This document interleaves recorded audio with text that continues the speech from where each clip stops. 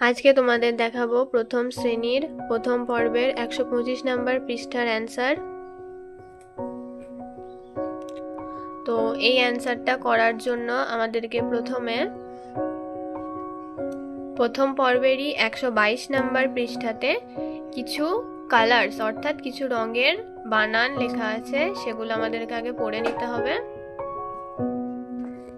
এখানে রেড মানে লাল, গ্রিন মানে সবুজ, ব্লু মানে নীল, পিঙ্ক মানে গোলাপি, ব্ল্যাক মানে কালো, হোয়াইট মানে সাদা, ভায়োলেট মানে বেগুনি, অরেঞ্জ মানে কমলা, ইয়েলো মানে হলুদ, ব্রাউন মানে বাদামি।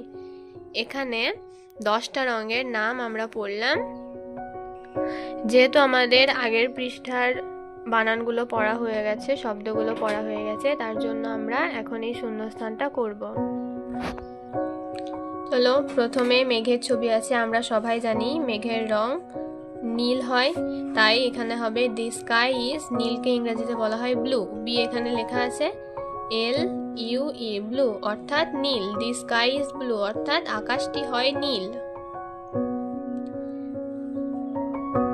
প্রথমটা আমাদের হয়ে গেল। এবার আসি দ্বিতীয়টায়। রোজ ইজ, আর দেওয়া আছে, শূন্যস্থানে কিছু শব্দ লিখতে হবে। রোজ মানে গোলাপ, আমরা জানি গোলাপ লাল হয়। আমরা আগের পৃষ্ঠায় পড়েছি লালকে ইংরেজিতে বলা হয় রেড, আর লেখা আছে ED, red. Rose is red, গোলাপটি হয় লাল।